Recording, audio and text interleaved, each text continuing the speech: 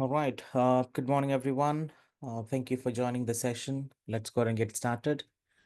We'll start off with the data set first. Okay. And we will understand some basic definitions that you'll have to go ahead and understand before you load it into Power BI, because Power BI will also treat these columns in the same way, but Power BI can make mistakes sometimes. Okay. So you need to understand what are the types of columns and how to classify that. But yeah, we'll just go ahead and do that. Any file that I'm using, anything that I'm sharing today in my screen here, this will all be uploaded to your LMS portal. Okay, I'll make sure that happens. If it is not happening, you'll have a group chat, WhatsApp group chat created. Just go ahead and ping me there and I'll be uploading that again. Okay. So yeah, let me start with a sample file, a sample data set that I have.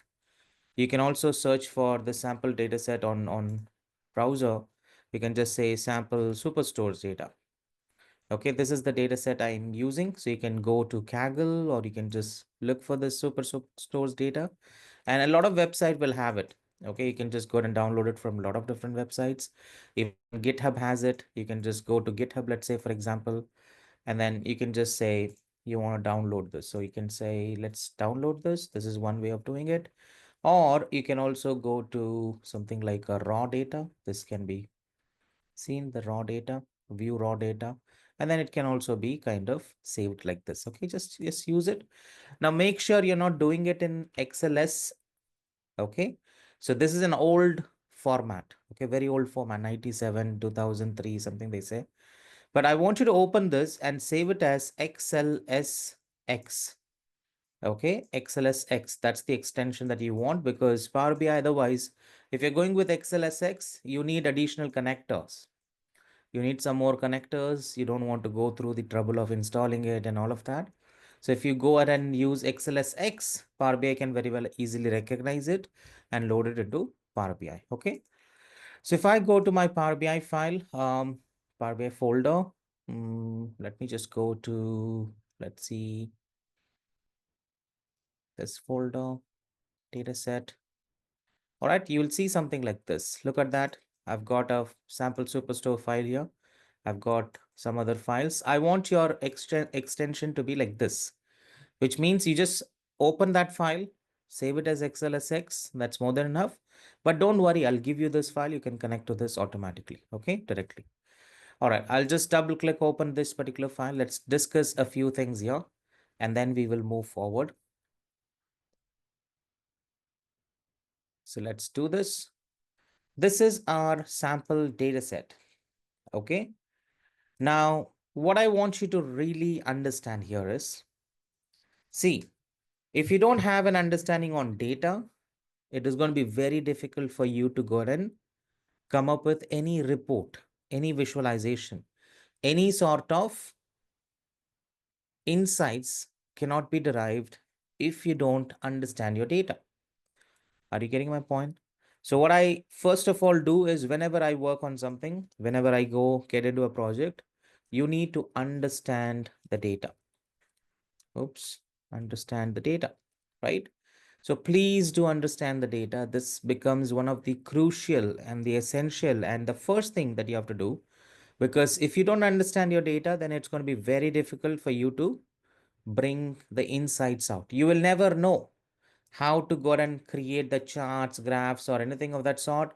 You'll never know what to bring out. This is the essential part of the entire process. Okay. Now, I don't want to scare you, but I have seen people.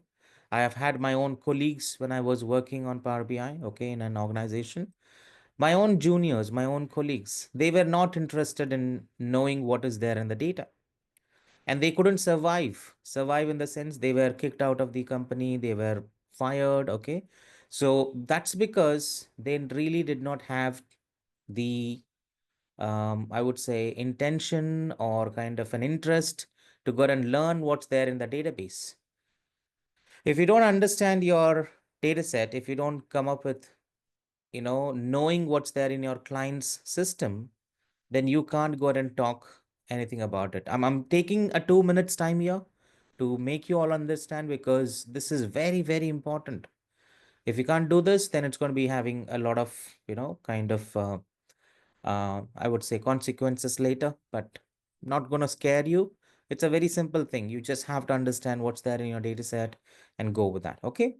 So please do this. This may seem very simple, very easy, but this is the crux of this entire project that you're going to do.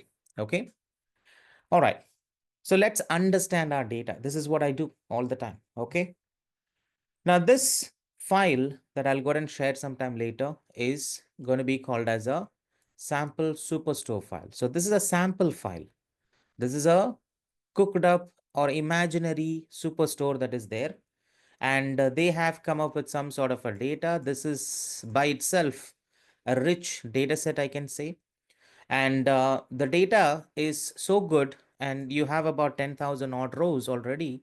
So the data is so good that you can do and you can come up with any scenario you want, and you should be able to work with this sample data set and then come up with anything, like I said, anything and any scenario, and you should be able to implement anything that you want or have in mind. Okay. So I'll be using this for a lot of cases in our session. I'll do that. But let's go through this data set first. Now, this is a sample superstore, but I would like to call this as Amazon's superstore data. Let's go and call this or compare this with Amazon's superstore's data. Okay. So I told you that you have to understand your data, but now I'm saying that understand your data based on something that you already know. You don't have to understand the business from the business perspective, in the sense you don't have to get into the business, you don't have to launch a business, you don't have to get to the nitty-gritty details of that business. If you have consumed something as a customer, let's say everyone has used an Amazon website, everyone has used a Flipkart website, yes or no, an e-commerce website in general. It could be anything, Myntra.com, Meesho, whatever you want to call it. Any e-commerce website is all what I'm looking for. And what you do with this website as a customer, just understand from a customer standpoint. So if you look at it from a customer standpoint, customer, let's say I'm the customer, I have a need, I want a product. And where can I go and find it? It can be there in one of these different websites. I go to the respective website and I look for the product, I check that out, and then I go and pay the payment, and it gets shipped and delivered to me. Yes or no? It will be getting packed, it will be getting shipped, and that gets delivered to me in 2 to 3 days max, if that's the case. That's what I do. So if you compare certain things from that perspective, something that you already know, you can go and easily understand the data that you have in hand. Let's say I want to work on a shipping based data set, shipping domain based data set. Shipping means it's all container movements from one place to another. I'm talking about the goods that moves. And what happens is the ship is called as a vessel. If you have heard of this, ship is called as a vessel. The starting point and ending point for a ship, one port to another port, is called as a voyage. Now, you don't have to understand all of this. Have you ever sent a courier from your location to any other location? Have you kind of gone through any logistics ways of, sending an item from one place to another? That's what you have to understand. You don't have to understand the shipping domains, nitty-gritty details. Understand a simple package being delivered from one place to another. What happens? Let's say in case of Amazon, yes, you have a tracker. You have the package being tracked from source to destination. They'll say, hey, it has been picked up from the source hub. It has arrived to your nearest location. It is out for delivery. You get that point?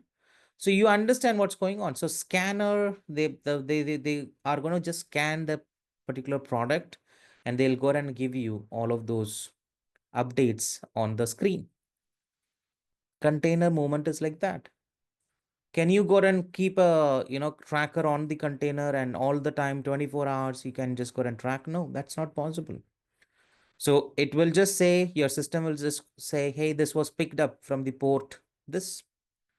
And from that port, what happens is it takes like, let's say 2, 3 days to get to another port. So you'll have to wait until that 3 days is completed. There may be some other causes that the ship is not moving, maybe some kind of an issue with the ship, or maybe some bad weather conditions. It can be anything. So you'll have to wait until that reaches the other port, and then you get a update on that, right? So that's how you have to know this business. You don't have to know that from the business standpoint. You have to know that from a customer standpoint. Simple as that. So let's talk from that customer standpoint. And I'm stressing on all of this because it is very important. You'll not understand the importance now, but when you go and work on it, you'll definitely do that. Okay. So from a customer standpoint, what happens from a customer standpoint? You are purchasing something, but from a business standpoint, it is an order coming in for the business. Yes or no? Yes or no? Yes, this is what we have. Now, the order was placed on certain date. The order was shipped on certain date. Can you relate it with your Amazon data set? We are talking about a completely different data set here, but you can relate it very much with your Amazon's data set. Shipping mode. We have different delivery modes in Amazon. Something is called as prime delivery. It means what? It's going to be getting the fastest delivery options. 1 day delivery, 2 days delivery. You have so many different options there. And it's not the same data set, but you'll find that there is this first class delivery, the same day delivery, second class, standard class. So these are all available for you, but the data, the terminology may be different slightly. It's all the same. Yes. Who's the customer who's purchasing our product? That's being shown here. The customer has a certain address. It's all here. Yes.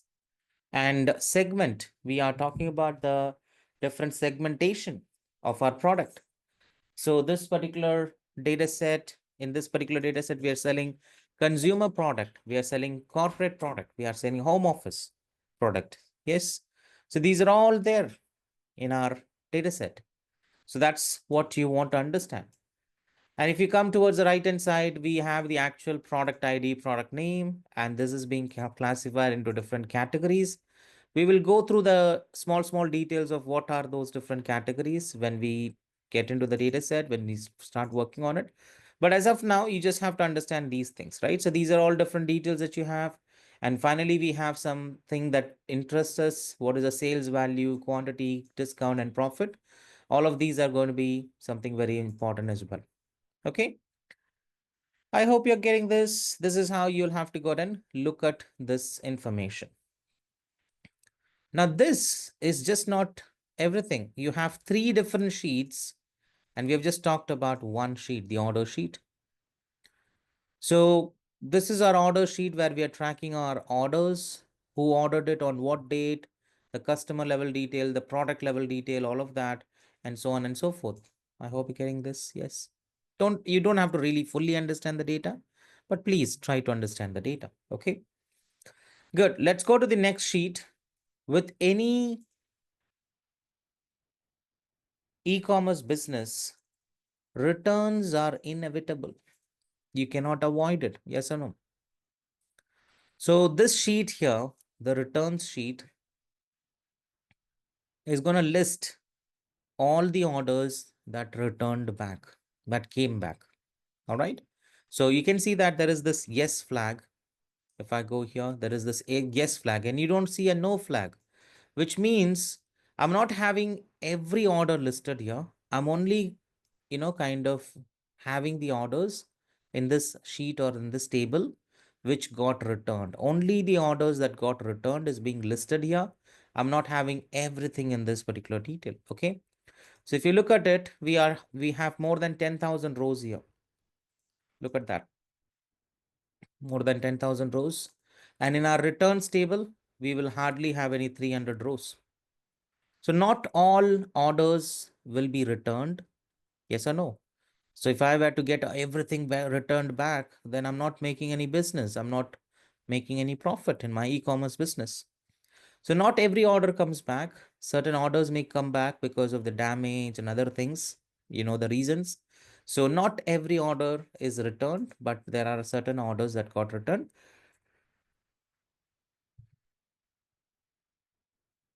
And we are only capturing the returned orders.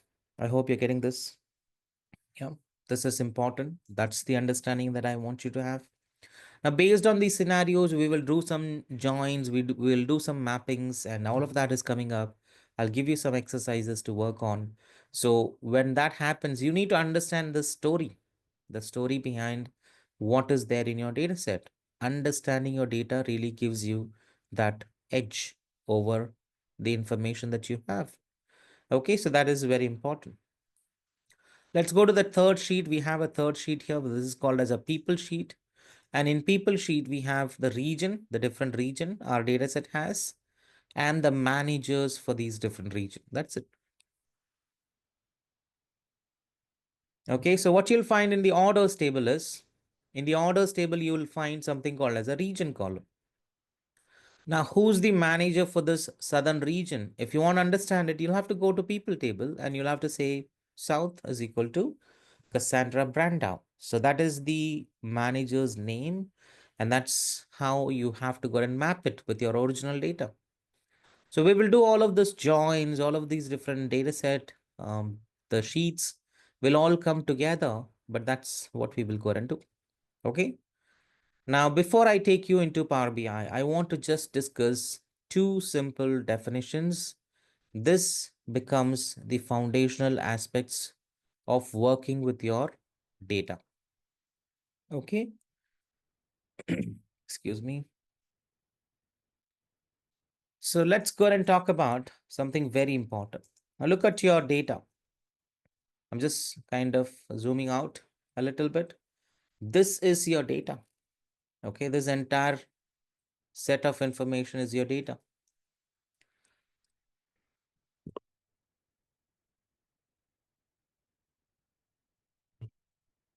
So your data will contain something called as, there are only two things in your data set. Okay, let's go and define these terms. Your data set can contain only two items. That's going to be called as dimension or a measure. Are you clear? It can either be a dimension. Your data set can be classified into two different entities. It can either be dimension or it can either be measure. Simple as that. Let's define these two and understand what they are. This definition is important because Power BI or any data visualization tool, you go to Tableau. There is one more tool called Tableau. There is a ClickView, ClickSense. There is a lot of other tools out there in the market, but I'm mentioning top 4 tools in the market right now. So if you go to any tool, they will classify your data as either dimension or a measure. Every column is either a dimension or a measure. So what is a dimension? What is a measure? We have to go and understand that part. Let's go and do that. Okay. All right. So let's just zoom in a little bit. Just going to do that way. Okay. Now what I'll do is I'll put it here.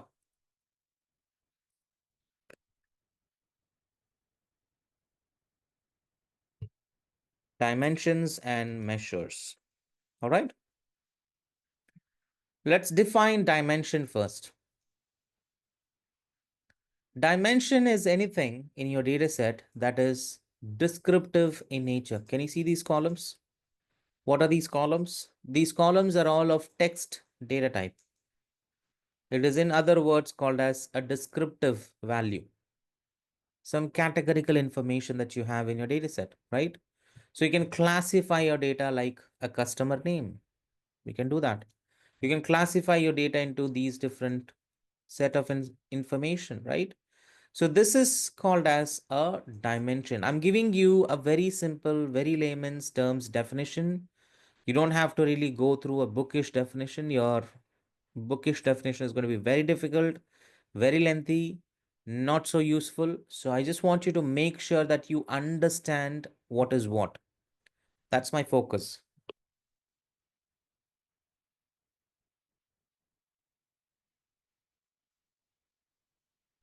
Okay. So please do understand that anything here like this is going to be a dimension. What is this order ID? It's a dimension because you'll finally have this alphanumerical value called as text. So anything of a text data type, anything that becomes a text data type, finally, that's going to be called as a order ID. Sorry, dimension. Okay. So this is what we have. Everything that you see here, everything that we have here, region, product ID, category, subcategory, product name. So all of this is all descriptive in nature. Everything is what? It's all descriptive in nature. It's all dimensions. It's all of text data type. It is all some categorical information with which you can classify your data. All of that is what we are talking about. So it's all called dimension in a very simple term. Are you getting my point? So you can see that, say that dimensions are nothing but anything descriptive in nature, anything of a text data type, anything of a categorical value is all going to be called as a dimensions for you in your data set. Okay.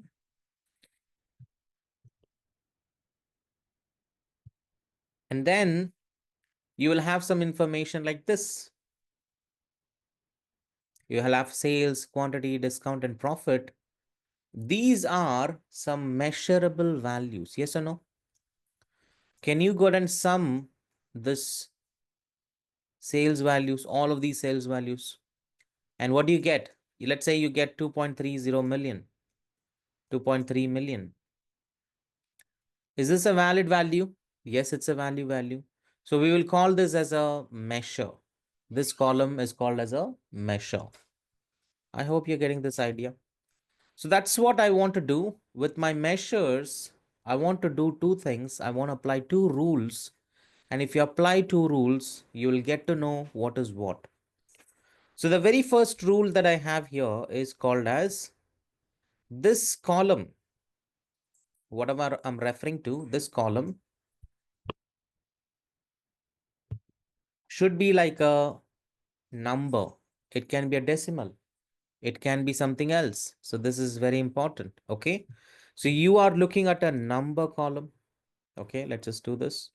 You're looking at some kind of a number column. It can be an integer column. That is something that you can say. It can be a decimal value. It can be a percentage. It can be a lot of different things. So you're looking at a column that is measurable. That is something that you can have a sum done and then you can go with that. Okay. Now the second rule is very important. And let's say for you to classify something as a measure, both of these rules should pass. If one of the rule fails, you don't have anything else to classify this as. So this should be classified as a dimension. Are you getting my point? I'll give you rule 2. But rule 2 is where a lot of times this fails. This entire thing fails.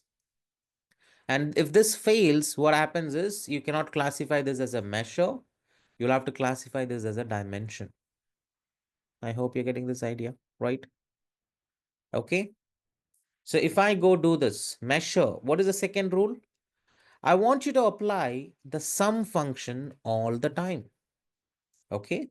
What is the sum function? Let's say you want to go and add all of these values. You're going to do what? You're going to sum up all of these. You say sum of all of these values. So you get a meaningful result. That's what we are looking for.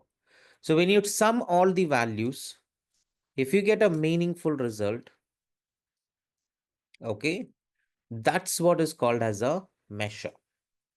I hope you're getting this idea. This rule 2 is very, very important. The rule 2 is where a lot of things will fail. It means you cannot go and sum up certain values and you cannot get a meaningful result. If that's the case, you cannot go and classify this as a measure. You will have to call this as a dimension. I hope you're getting my point. Yes.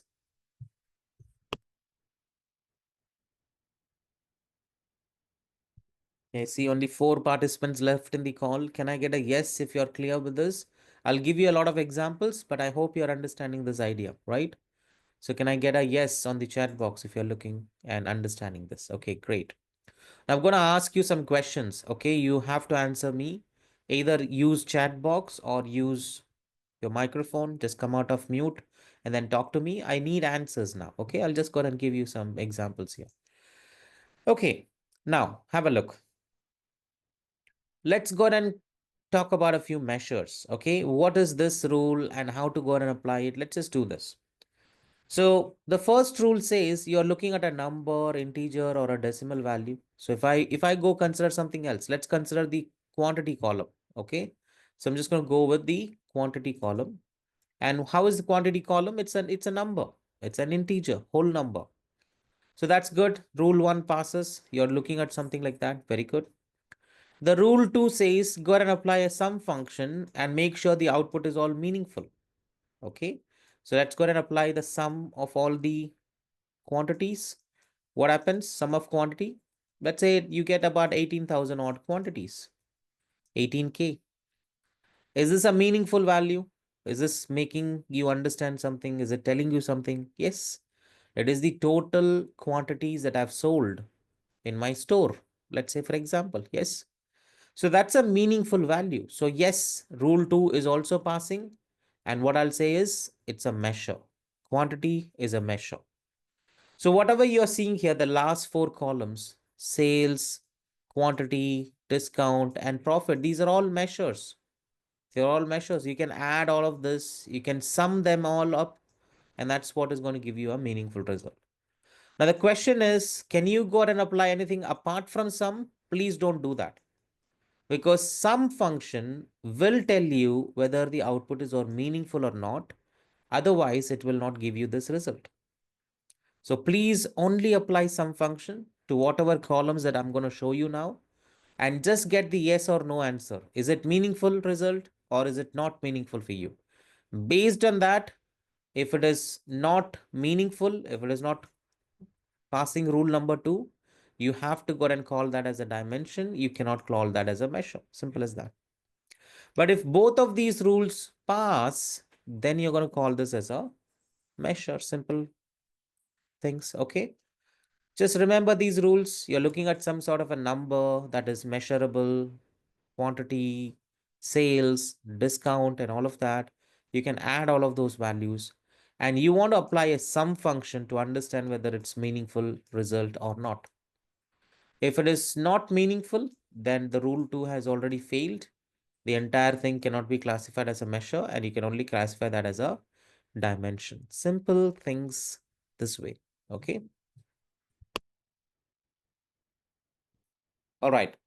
Let me show you some columns. I'm going to ask you whether it's a dimension or a measure.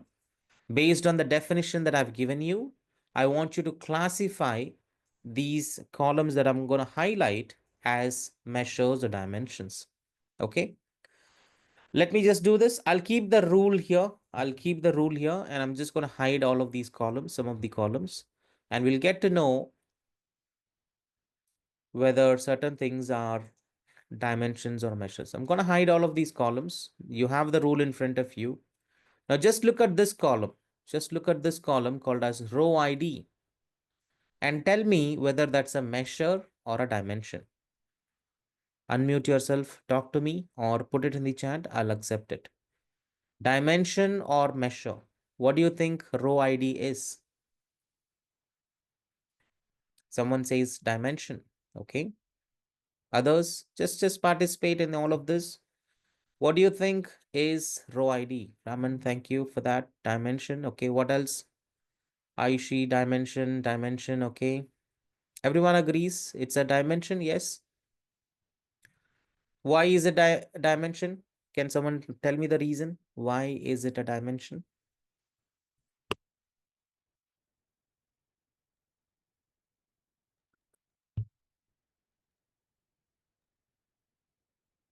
A description. Yes. I'm not calling it as a description, but I can just say that if I sum all the row IDs, if I sum up all the row IDs, go with rule number 2. It looks like a number, but don't get deceived by this column as it's looking. So don't go with that particular detail, just like that. It's a number, yes, but it's row ID. If I add all this number, let's say I even get millions and millions of values, let's say 758 million, something like that. But is this meaningful? Is this number meaningful? Have I got to something here? No. I cannot be proud in adding all of these numbers and saying that, hey, I'm getting this big number. It's of no use. It's making no sense. When you add sales, you get to understand what is the revenue coming into your business. When you add profit, you will understand what is the total profit you have made. But when you add, let's say, a student ID, an employee ID, Aadhaar card number, you know, do you really think you can go and get and be proud of the totals that you're getting? Credit card number. Yes. You cannot add all of, your customer's credit card number and say, hey, this is the big total that I'm getting. It's of no use. You can do a count of row ID. Count of row ID can be done, but sum of row ID is not meaningful. I hope you're getting my point. So hence it fails in rule 2, and hence you're classifying this as dimensions. Very good. I hope you're getting this idea, right? That is how I want you to look at your data. Your data is either a dimension or a measure. Simple as that. Okay. All right. Let me show you one more column, and I'll not show you the rule, but I want you to give me the answer. What is postal code? Anyone? Just apply the same rules. What is postal code this time? Dimension. Yes, dimension again. Because you cannot add all of these numbers and say, hey, I'm getting this big total, right? It doesn't make sense to add all your postal code. What are you doing with all of this? You can only count your values here. You cannot go ahead and sum all these values. Okay, good.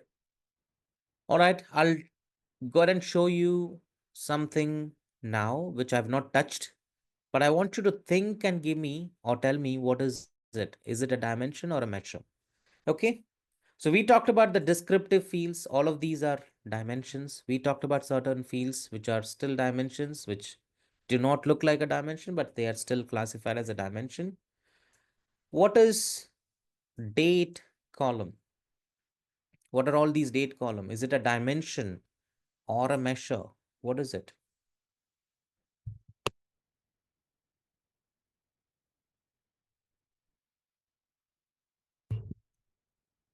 Dimension. I'm getting answers as dimensions. Very good. You're bang on target. It is a dimension. Okay. Date is always a dimension. You just have to apply the same rule, measures rule. Can you sum these values? No. There are different ways, different details that you can derive. Let's say I derive the days out of it. Can I still sum it? Yes, you can sum the days, but I'm just looking at a date value, trying to understand if I can sum all of these values. Yes, you can do some calculation. Let's say I add 10 to your current date, I'll get a different date altogether. That's all a different thing. But can you, on the whole, add all of these dates? No, right? So you cannot add all of these dates just like that.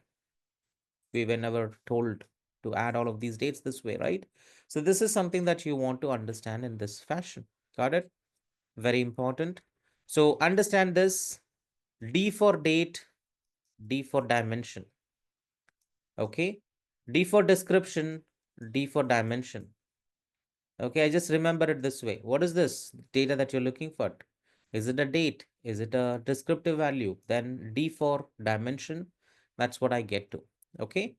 So otherwise, if it is a number, you want to apply that second rule, because the second rule will clearly tell you whether you can go ahead and add all of these numbers. That's when it's called as measurable value. And then when you can measure it, when you can add it, when you can get to that total, that's what is going to make it a measure. Okay. Now, these things are something that I came up with myself. Okay. This is not there in any books or any videos or anything of that sort. I just want you to understand this. And this rule has helped me to identify a measure properly every single time You will never fail if you apply this sum function properly. Okay. All right, give me a minute, guys. I'm not sure if you're seeing my screen. I hope it has stopped sharing because there is a power cut here. Okay, 1 minute. I'll just switch to a different network. I'll just go ahead and share my screen one more time. Just hold on. It happens, right? Online training. This is all going to happen. See, just hold on. Mm,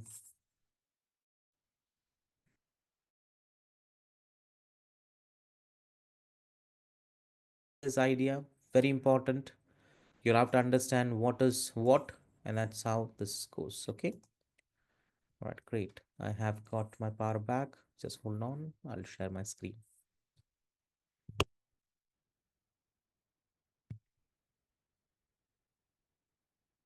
Okay.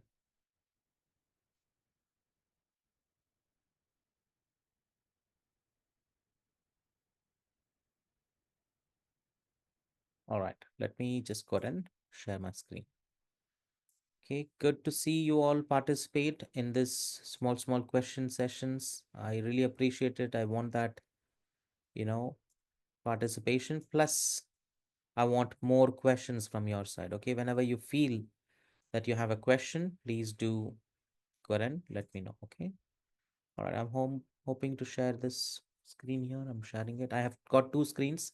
It's an Excel that I have on my screen right now. Okay, good. I'm sharing that and yeah, I'll just go ahead and do it this way. Okay, good. All right, good. So you understand this point. Your tool is going to classify your data into a dimension or a measure, and that's how you have to go through this. Okay, good. Now, let me just go ahead and take all of this and we will go ahead and, you know, I would say, let's go ahead and load this orders table into Power BI. So let's get into this. Okay. So I'm going to go open the Power BI file. So let's go ahead and open the Power BI desktop file. I hope you have installed it. If you have not installed it, you can install it from Microsoft Store. Just go to Microsoft Store in your Windows machine and then search for Power BI desktop. Okay. So when you search for Power BI desktop, you will see an application like this. Go ahead and install it. It's already installed for me, and that's how you want to look at it. Okay. Just click on this and then go ahead and install it. It should say install in this blue button section. Just click on it and install it. So this will take care of that automatic updates that will you will get for every single month in Power BI desktop. So those updates will be automatically pushed into your system. That's what will happen. Okay. This is the best way of doing it. Okay, let me just open it. I'm just going to click on this and I'll just open this particular file from here. Otherwise, you can always search for Power BI desktop and you can always get started from here. Okay. All right. So this is our Power BI desktop version and will not get into too much of detail. This is all overwhelming, I know, but what I'll do is I'll go ahead and just click on blank report. We want to create a report all the time. So let's go with this. These are all the data sources that you'll go ahead and work on. Okay, so these are all data sources for now. We don't want to look at that for now. We will understand how to use the data source, but you can just get started by clicking on blank report. Okay, so I'll click on this. Let's get into the interface. This is our interface. Now, let me show you or let me tell you how this interface work. We'll have a tour of this interface and then we will quickly load the data and understand what's going on. Okay. I'll not take too much of a time. We'll just focus on loading this Excel file alone today. And then we will understand how to go about doing some more connection to data sources later point in our next session. Okay. Right. So let me give you the tour of this website. So what you have here is a data pane. So whenever you go and load the data, you start off with this icon called as get data. So you're getting to your data set. And when you connect to your data set, the data will come and sit in this particular pane.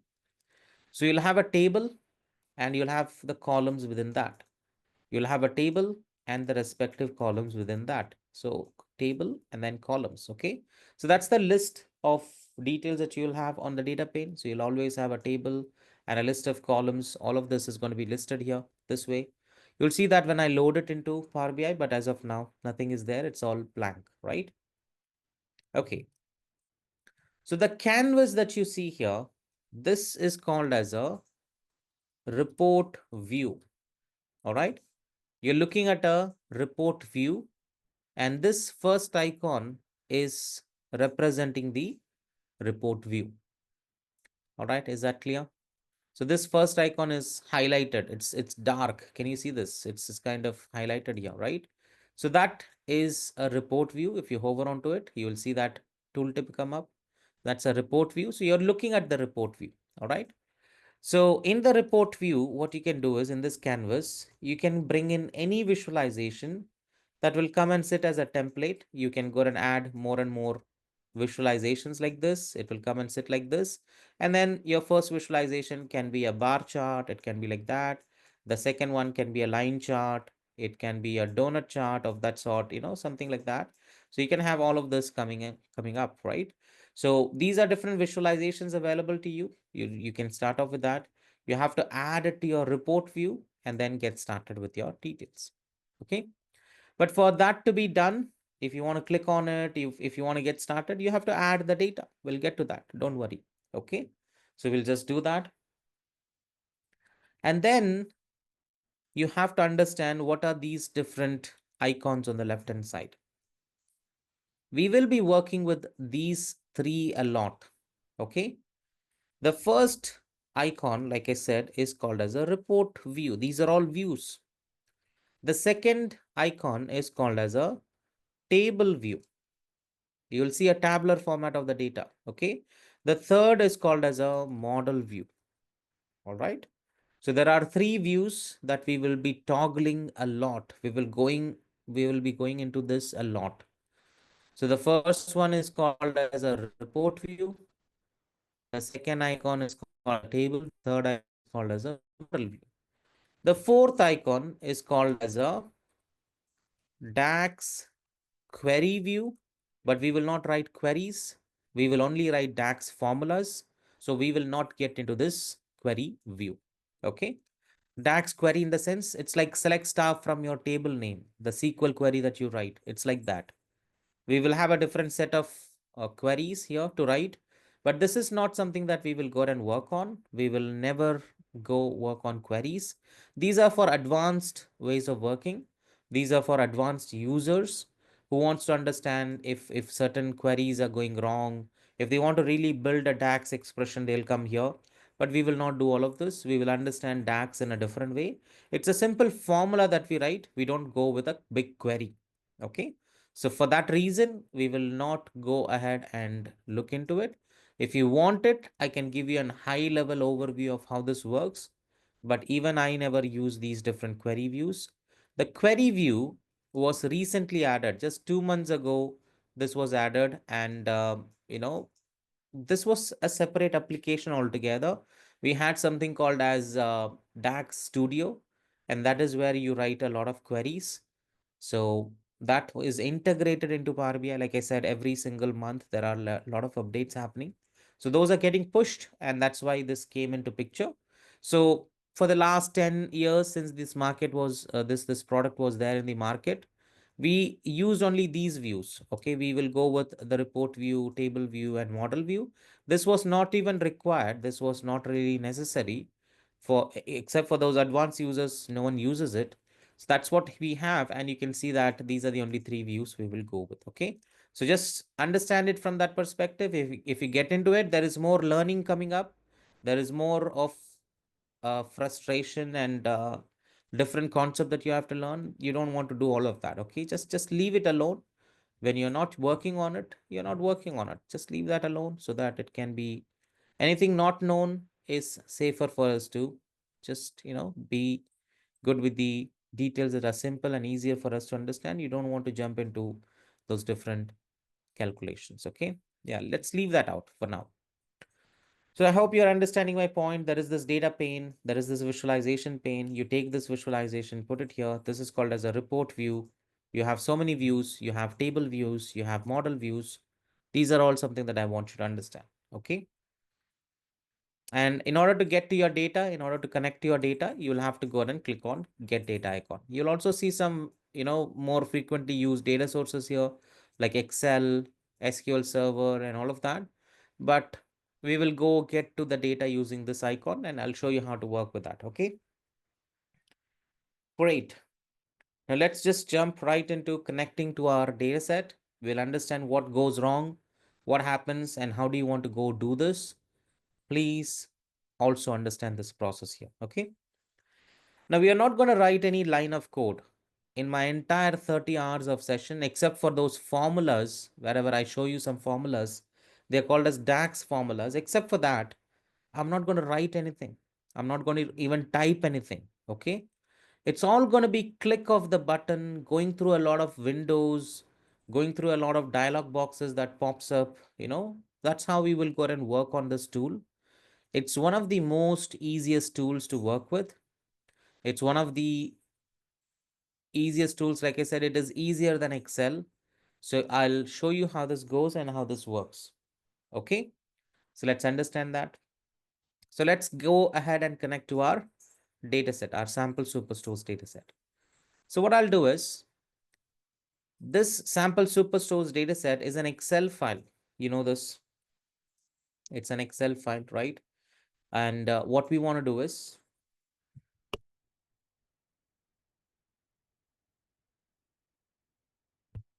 okay, I may be muting, unmuting because I just have to cough. I have to sneeze probably, that's the reason. Don't mind. But yeah. Okay. So we want to connect to a Excel file, and the Excel file is something that contains the data. So you'll see that Microsoft is going to promote some of its own products, like SQL is Microsoft product, Excel is a Microsoft product. So you'll see everything, on top here, on the bottom here, on the middle section. So everywhere when you go, and if you even click on this drop down, there is this get data, there is a drop down, right? So if you click on that, you'll again find Excel workbook, SQL Server, and a lot of other details. Now, these are also frequently used data sources. I'm not just saying that it's promoting its own content, but it is also one of the most frequently used data sources, and hence it's all listed here. But let's go ahead and do something. Let's go to, you can start off like this. You want to import the data from Excel, you can click on this icon, the green icon. You can go with Excel workbook as an option. You click on it, it will take you to some place. Good. But we want to go do this. Let's click on the drop down. Let's go to the more option here. What if it's not Excel? What if it's not SQL Server that you want to connect to? It can be any other data source. So let's understand what other data sources do we have. So I'm going to get data. I click on the drop down and I go for more as an option. Okay. I'm just clicking on this. And what happens is it opens a dialog box for you. I'm going to refer to this as a dialog box. Whenever something like this opens, a pop-up, it's going to be called as a dialog box. So I'm going to refer to that way. That's what it's called. Okay. All right. So this is what we have. And you'll see that this has a huge list of data sources that I can go through. I can connect, and then I can go and look at all of these different details, right? So anything that you name it, any data source that you have, anything that your client is using should be listed here. That is all there. Okay. Now, one thing that you want to note is Power BI cannot load everything from anything. Okay. Power BI can only load a structured data. When I say structured data, it is going to be more like a table. Okay. Any table or any tabular format of the data can be loaded into Power BI. All right. But if it is not tabular data, then it's going to be very hard for us to go ahead and work on. Okay. All right. Now, have a look. So Excel, what is this? This is more of a tabular format of the data, right? That's what we have. So you will be able to go ahead and load it. But imagine YouTube. And in YouTube, you have the captions, right? So you call that as caption. So this description that comes up, you go to any YouTube video, you'll be able to find some captions. Now, can you extract the caption out of it? The answer is no, because that's not a structured data. So if you search for YouTube here, if you start typing those data sets name, you will not find anything here. That means if the data set is not listed, It means you cannot go and bring the data from YouTube. I hope you're getting this idea, right? So the data sources are enormous. The list of data sources is enormous here. So many different data sources. But if you don't have the data that Power BI can read or understand or take it inside, you can't load it. For example, YouTube, it's a video. From the video, I can't go and extract my data. Okay, so those are not structured data. Whenever I talk about structured data, it's all going to be tables that we will work with. And this is what is called as a structured data, a column and a row, and that is a structured format. So any database that you take, any Excel file you take, Google Sheets, you can connect to Google. Let's try Google. You can connect to Google Sheets because that's a structured data. Okay, so that is all available, but you won't be able to connect to YouTube to go and get the captions or details or maybe the transcript of your YouTube files. You can't go and do all of that. So that's a different thing altogether. So you need to understand how the data is all classified. It's just two data set. Structured data, it's all tables that we talk about. Unstructured data is your video, your audio. All of this is going to be unstructured data. Okay, that is still something, right? So it's telling you something. It can have a metadata, it can have a file size, and all of that. So those are all details that we may want to go ahead and look at, but that's not something that we can derive like a table in a table. So that is not something that we can go and read and work it out. Okay. So these tools do not read content from that perspective. They only read the data that are structured data, tabular format of the data. That is the input that goes into your respective file here. Okay, good. But our intention is not that complex. Our data set lies in a very simple Excel file. Let's go ahead and click on it and let's go through that. Okay. So I'll click on that Excel workbook where my data lies. And what I'll do is I'll click on connect. It's going to open a path from where I have to choose my details. So I'll go to my respective path. I'll just go ahead and say, hey, this is where my file is. I'm just navigating into it, and this is my file, right? So just navigate to the respective path and then go and click on this particular file. And what you do is you're getting connected to this file. That's it. Okay. So point to your file and then let's go and load it into Power BI. So if I click on open, it's going to connect to that particular file. It is going to go and kind of showcase all of those different details. So we are connecting to sample superstores file. It has 3 sheets. We have just gone through all of these 3 sheets, and that is what is being listed in front of you. Okay. Now let's focus on loading the orders table alone. We'll come back to people and returns later. Let me show you how to load the data first of all. So if you click on the table or the sheet itself, in this case, it's orders, just click on the table or the name of the table or the sheet. Okay. So if I click on that, what you'll see is you'll see a preview on the right hand side. This preview is very important. I want you to look at this preview. And what I want you to do is check this box so that these buttons get enabled and you can load it into Power BI. Okay. Now, I don't want you to be so much in a hurry. All right. Whenever you click on a particular table or a sheet name, in this case, it's a sheet coming in, I want you to look at this preview and I want you to make sure this does not have any issue with this particular data set. For example, a date column. Is it looking like a date column? An order ID column. Does that look like the order ID that you have in your source?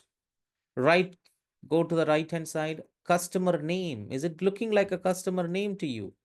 Or has some values been, kind of jumping into the other columns? And are they kind of getting messed up? This is what I want you to look at. So there can be issues with your column name sometimes. That can be a possibility. There can be an error in your file. That can be a possibility. So I want you to look at all of that. And this is just a sample data. This is just a preview of like what, 2023 records. You're not going to get to so much of data.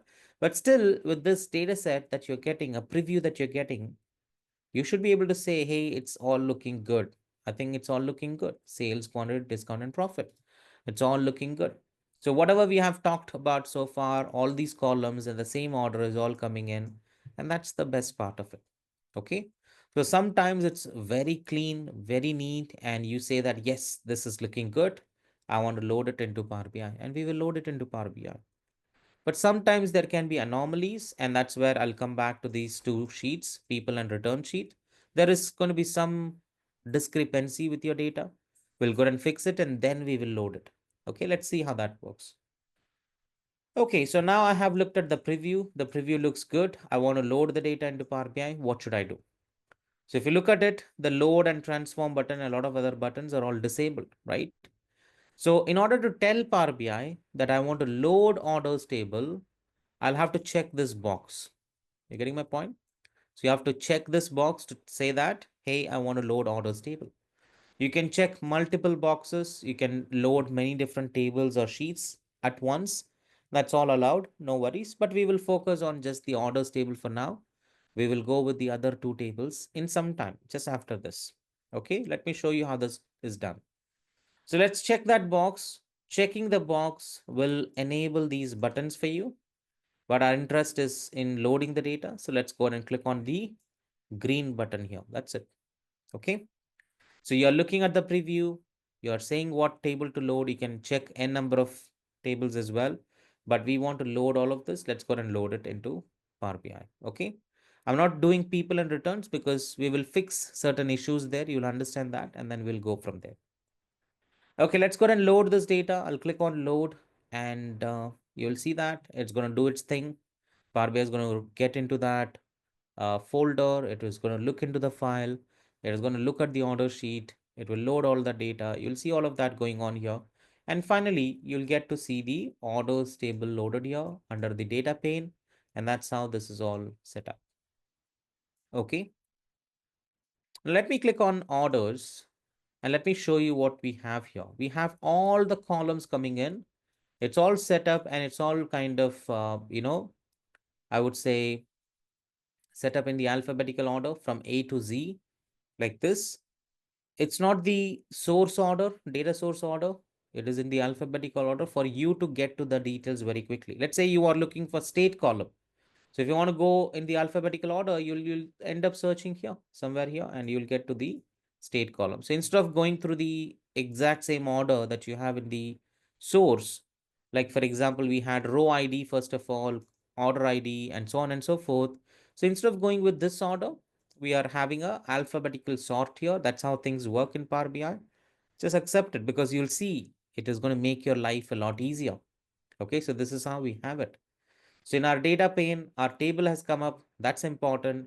All the columns that we have in our data source has come in. That is important. So understand whether you're bringing in all the columns or not. If you're not bringing in these columns, that's where the issue is. That's when you'll have to look at something. But as of now, no worries. It's all coming in and this is how we have it. Okay. So you're looking at the report view. You can add this particular visualization and go with that. But like I said, visualization is the last thing that you want to worry about. Don't jump into that right away. You're not going to start off with your climax of the movie. You'll always go with the very first scene of the movie and then understand the entire movie. So let's do it that way. I'll show some visualization, but I can also say that, hey, you can just click on this, a template gets added, and then you can just do region and sales, and then that will give you a visualization out. You can always do that. And we are talking about a report view here. This is what is a report view. Okay, good. Now let's go to this table view. Click on this view, click on this icon. Let's go to the table view, and you will have multiple tables here. You can choose any of these tables, and that table's preview or the entire table will be visible to you. How many rows do you have here? The total number of rows is 10,000 odd rows. Okay. That's what we have. And this is also in the same order in which you have your data source. So row ID, order date, blah, blah, blah. All of this is there. And then you'll see the last few columns are sales, quantity, discount, and profit. So it's pretty much like a, table that you're looking at. You can go and say, I will just go and filter out a customer. Let's go with this guy, Aaron Bergman. I'll say, okay. And you can just filter that out. You can go towards the right hand side. You can understand, okay, what product is this customer buying? What are the sales price? What are the quantities he has bought? How much profit did we make? If you want to validate all of that, you can always go and filter the data and get to that. Okay. So all of this is available to you, and this is how I would like you to go and look at it. Simple. So yeah, you cannot do too many things here, like what you do in Excel. This is not an Excel tool, but you have some capabilities of going ahead and narrowing down your search, validating a few things, looking at some values here and there. That's all possible, but not everything that you do with Excel is possible. Okay. We'll get to this environment. We'll understand this environment, and all of this is something that we will do. As we progress, you'll understand this a lot, but let's just keep it simple for now. So you're just looking at a table view, and that is the table view icon for us. Simple. We have a model view as well. If I go into the model view, what you'll see is you'll see this orders table that got loaded. Okay. So we have the orders table that got loaded, and you can see we will be able to go and bring in a lot of tables.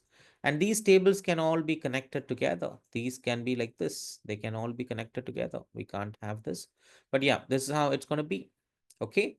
So we will be loading a lot of tables, and these tables will automatically get connected because Power BI has that capabilities of understanding and allowing you to, kind of have that relationship between the tables, and it will do that automatically, but we can interfere and we can say, hey, I don't want you to create those relationships.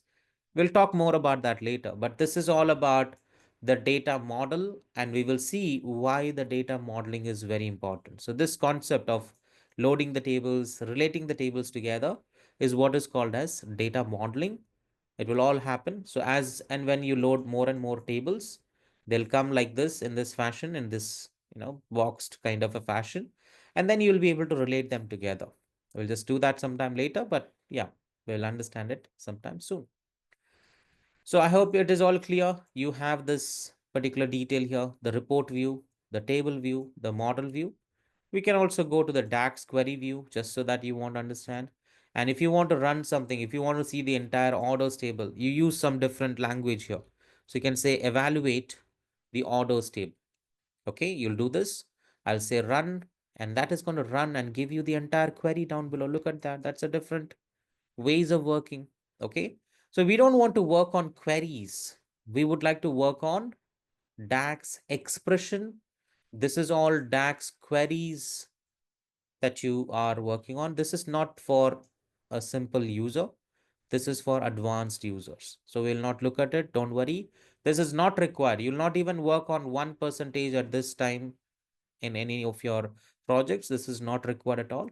This is just for some capabilities that Power BI wanted to integrate here. That's it. Okay, just leave this out. Let's go and focus on the first three views: report view, table view, and model view. That's all you need to go and look at. Okay, clear? Right, good. Let's keep this aside.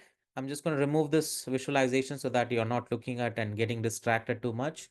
So just remember that we have connected to our sample superstores file. We have loaded the orders table alone. Now I want to load the rest of those two details. Okay, let's just go ahead and work on that. So what I'll do is I'll again say, hey, my data lies in Excel workbook. I want to import the data from Excel workbook. So I'll click on this Excel icon. It will ask me to just go ahead and point it to the file. So I'll click on my file. I'll say open, and this is going to list all the different sheets for me. I've already loaded orders, so I'm not going to check that. I'm not going to get into that, but I want to look at people table. Now I want you to, come off of mute and then talk to me and tell me what is wrong with this table. Okay.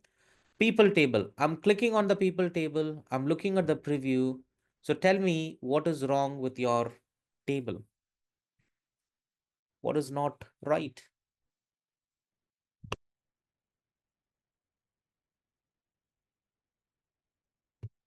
What are you seeing? What are you observing? The column values are not region and managers. Right. So column names are not proper. Can I say that? The column names are not proper. How do I fix this issue? And first of all, we have to reason it out. Why is this happening? Why did this not happen in my orders table? Did you see this issue in the orders table? No. The headers are all good in my orders table. But in my people table, it's not properly set up. In my returns table, it's not properly set up. Look at that. We will have to understand why is this happening. Okay. All right. It's not any issue with your tables here. Look at this table. This is our orders table. It's all fine. And these filters, don't go and think too much. This filters or anything of this sort is not impacting your output there. It's all fine. Power BI can read this as a simple table, as a flat table. You don't have to, do this. I have also got some formatting and other things here, but that doesn't really make sense. Okay. If I go to this returns, I have the same detail here, the same filters and everything. If I go to people here, I have got the same color, same filter. If you want to add me to add the filter, it's all there.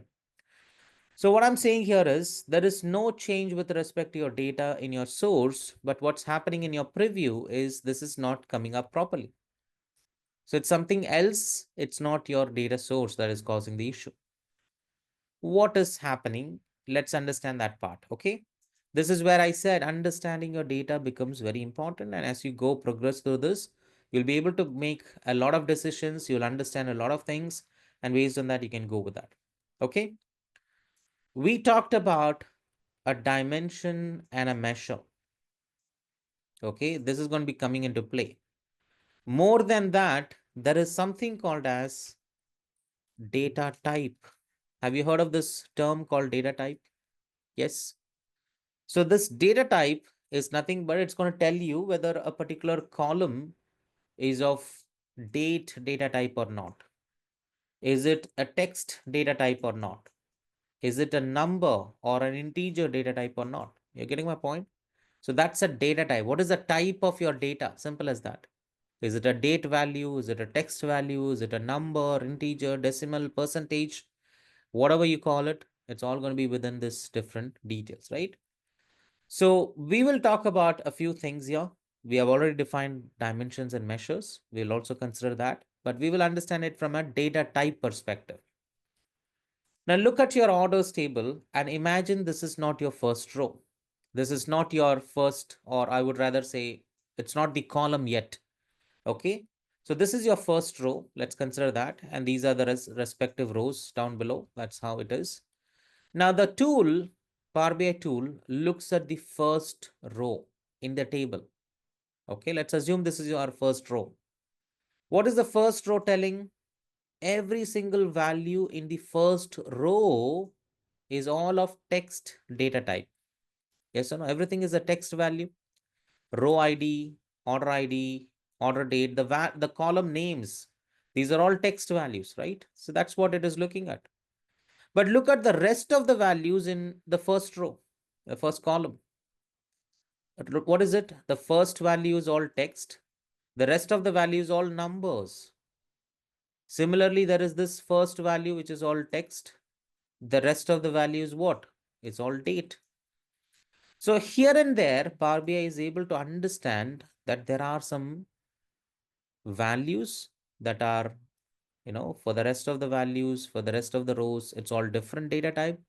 The first column value is just the different data type. So if I go towards the right hand side, you can pick any column, sales as a column. The first value is text. The rest of the value is decimal value. Yes, this is all decimal value. So that is the data type change that is happening. So this gives the tool a clue that it can very well go ahead and promote the first row to the header from the first row, maybe, yes. So it has promoted that first row to the headers. But if you look at the people table, what is going on? The first row is all text. The rest of the values is all text. Yes or no?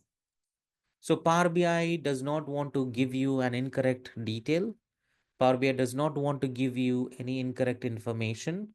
So hence, it is not promoting this first row to the headers. It has not done that. Are you getting my point? Can I get a yes if you're clear with this? So there is a data type that is coming into play. There is also some information that you're looking at, which is really not giving me any clue that I can promote my first row to the headers, right?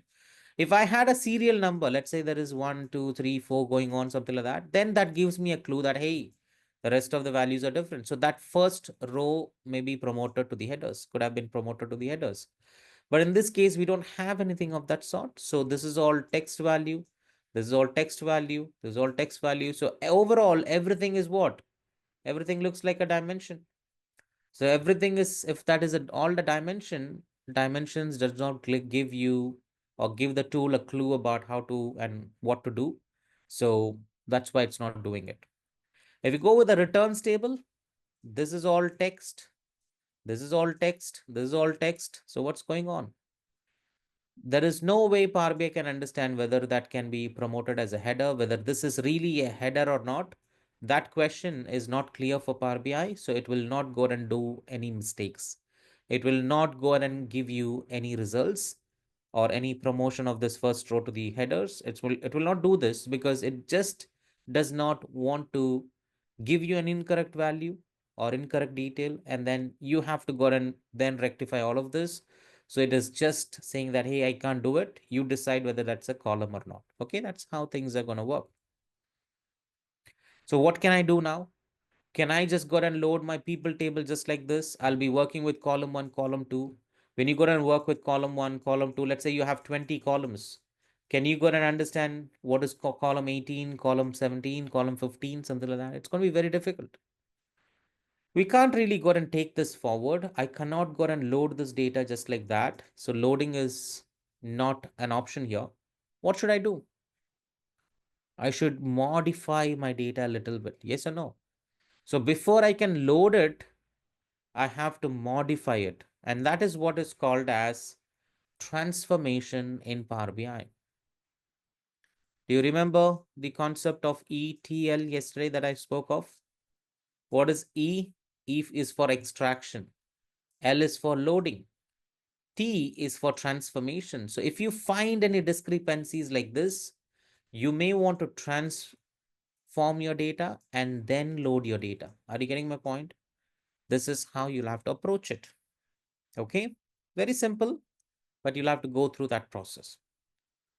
Okay, so let me just tell Power BI that, hey, I want to load people table. I want to load the returns table. I can do multiple loads at a time. But I want to go and transform the data first before loading. Hence, I would like to go and go through that route. Are you getting my point? When to use transform data. Whenever you have discrepancies with your data set, whenever you look at the preview and do look at the preview, go through that preview, scan through the information for at least 5 seconds. Can you not do it? 5 seconds of a scan, look at the headers, look at the values below it. Do you have some discrepancies? Can you look at something? Then go and understand whether to transform the data or load the data. Got it? So that 5 seconds of just looking at your data should give you all the information that you want to go through, right? Good. So I cannot go and load the data directly because of the column header issues. So we will transform the data and then load the data. Okay. So I click on this transform data here. Now look what happens. It's going to open a different window altogether called as a Power Query Editor. Remember this name because I'm going to save this file. And when I save this file, you will not see this window name coming up. You'll see my file name coming up. So you'll not find this. So this window that we have got into is called as Power Query Editor. I'm going to just place it. It's a different window altogether. Can you see this? It's a big window. It's another window that has opened and we will work on anything here. So anything that we go do this here is going to be called as a transformation. Is this clear? All right, let's understand what has happened really. So we are trying to get to our data. So what was that? Can I say that we are trying to extract the data from some data source? We saw that there were some anomalies. The column headers are not proper. So we went into this phase of transforming the data. Finally, once the transformation is done, once the column headers are all fixed, I will be loading the data into Power BI. Am I right in saying all of that? What are we doing here? Without the idea or without a, kind of a stamp saying that, hey, you're doing this extraction process, hey, you're doing this transformation process, you're already working on an ETL concept, an ETL process, and that's what is the flow that you're going through. You're doing that because you're working with data. Did I not say yesterday when I showed you that diagram, the business intelligence slide, where I said ETL is an inevitable process, and whenever you work with data, you'll have to go through this. Are we not doing all of that? So whenever you work with data, this is the way you will go through this particular detail, and this is very important for you to look at. Simple. Okay. So we are doing the ETL without knowing that we are doing the ETL. We're just going through that flow. Okay. Let's understand that. Good. Coming back to our issue, how do I go and fix these column headers? Very simple. We are in this window called as Power Query Editor. We'll go learn more about this Power Query Editor later. But our focus now is to go and fix the column headers. And let me tell you how to do this. Okay. This window is for transformation. If you want to transform your data completely, you can do all of that here.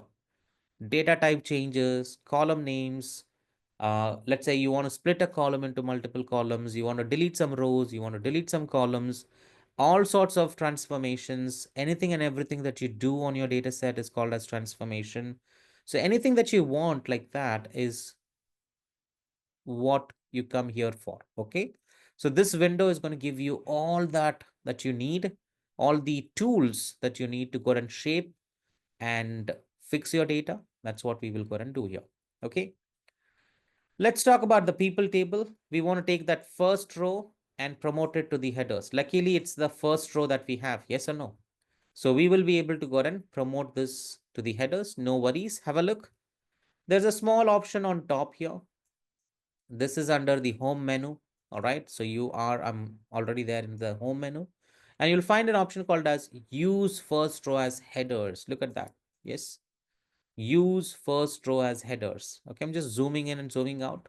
Hope that is not too much of a difficulty for you, because sometimes the values are not so clear. I have to zoom in. Okay.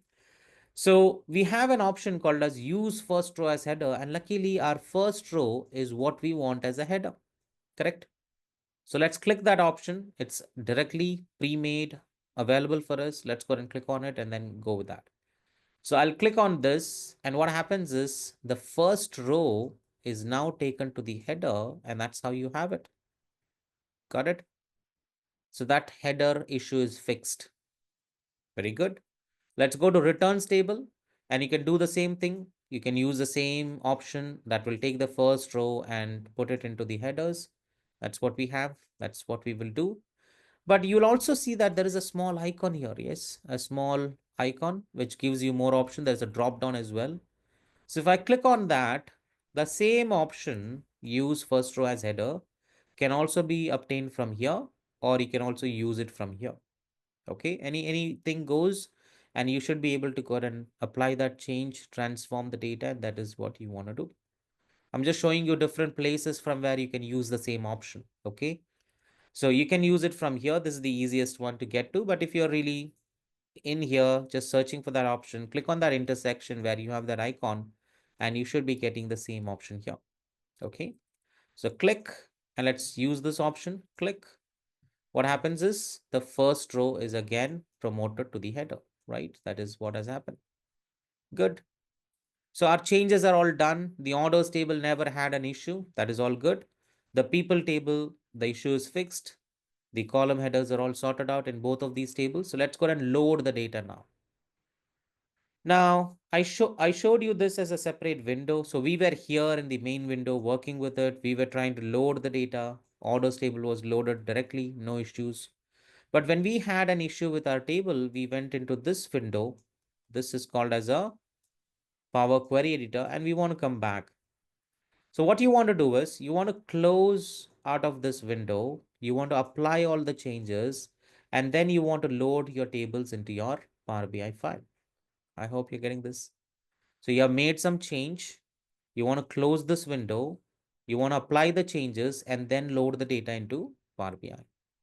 So in order to do that, you use this icon, the first icon in your Power Query editor. What is it? It's called as a close and apply icon. Click on this icon, or you can also click on the drop down. You can choose close and apply. So you're closing out of this window, you're applying all the changes, and then you're loading the data into Power BI. Simple as that. Okay. What happens if you close the window? If you're just closing the window, you lose all of these changes that you have applied. What if you apply the changes? You'll apply the changes, but you'll stay in this window. So you'll have to go always do what? Always try to apply, close and apply. That will be easier for us to close the window, apply the changes, come out of this window, because we want to work on the main window and we don't want to be here forever.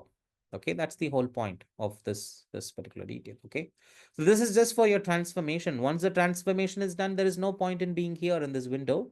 So let's come out of that window. Okay, so what I'll do is I'll click on the icon itself that will do the close and apply for you. So click on the icon, click, and that's going to close the window, apply all the changes. You can see people and returns are getting evaluated, and then they will be loaded into Power BI, and that's how things work. Is this process clear, everyone? We just connected to a simple file, a sample file.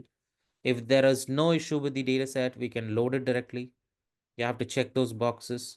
If you have issues with the data, go to transform data. That will take you to the Power Query editor, and then you're loading it into Power BI. Okay, good. Let's go through the table view. Click on table view. Let's go and look at the people table. Click on the people table to look at their people tables data, and look at that. That is having no issues with the header. We have fixed it. Got it? If I go to the returns table, no issue with the header because we fixed it. And that's how I want you to look at this information. Any questions here? I will go ahead and save this file. Let's go ahead and save this. You don't want to go through a lot of different details. We will go ahead and save this in some file, browse this device, and then I'm going to save it here. And it's going to be, let's just put it here. I'm just going to make it as RCT, Raj Cloud Technologies, Batch-5. This is the file I'll share with you all the time. Every single day, I'll do that. And that's what is coming up. I'll share all the Excel files and PPTs, whatever I'm using. I'll go and do that. No worries. Just hold on. And whenever that site is all set up for you, LMS portal, we can do it. Okay, there is a question. Can we load the data from NoSQL databases like MongoDB? If that is available to you, let's go click on get data. Let's say MongoDB. MongoDB is here. Okay, so yes, you can load it from there. Okay, yeah, you just have to find the list of data sources. If you can just go ahead and do that, that's good. If the first row is not header and somewhere else, how to do it? So you'll have to figure out a way in which you can get that as a first row. Okay, let's say probably you have a table and you have this rows are all jumbled up. Okay, but let's say there is a serial number column, something like that, serial number, and your serial number is one is this is the header, something like that. So you'll have to sort it in descending order or ascending order. Let's do an ascending order sort. So this will come up on top, and then you can promote the header. So you'll have to find different ways of getting that to the first row and then promoting it. It will not happen. I mean, whenever you're going through this, details, if I go through Excel workbook and whenever you're looking at the source, let's go through this one more time. Give me a minute. Okay, if I go click on this, whenever you look at the data, I mean, the data, the first row is not going to be jumbled up. So you'll always find that in the first row. This is not going to be somewhere else. Okay, don't worry about that.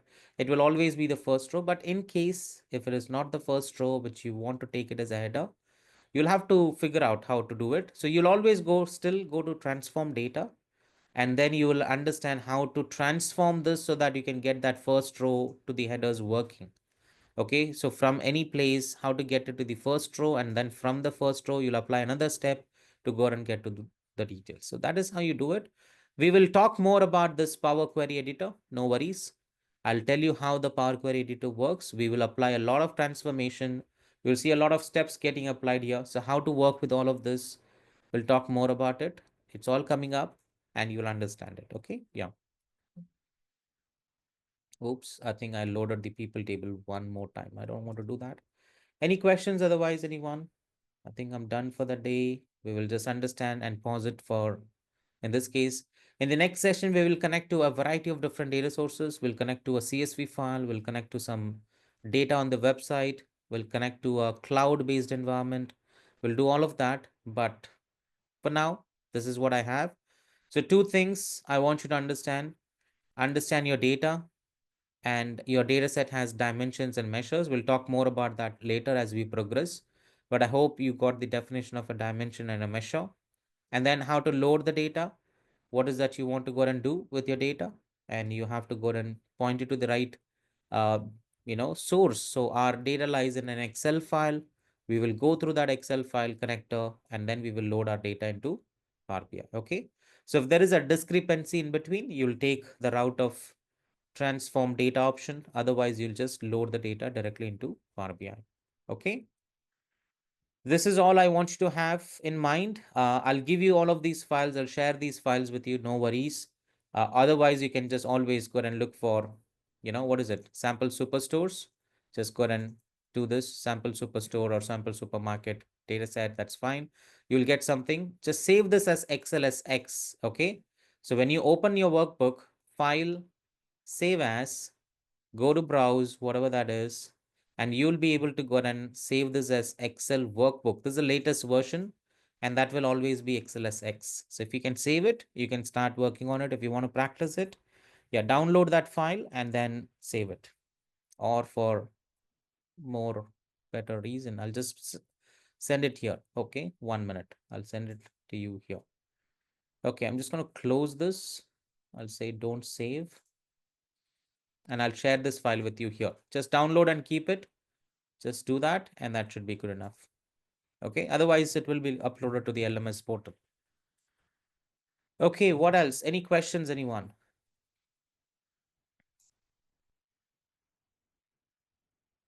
Okay, just download the file. I'll give you a minute or so, and then we can wrap up this session. If you have any questions, please don't hesitate asking that. You can stop me anytime. You can ask those questions. That will get clarified then and there, and we can move on.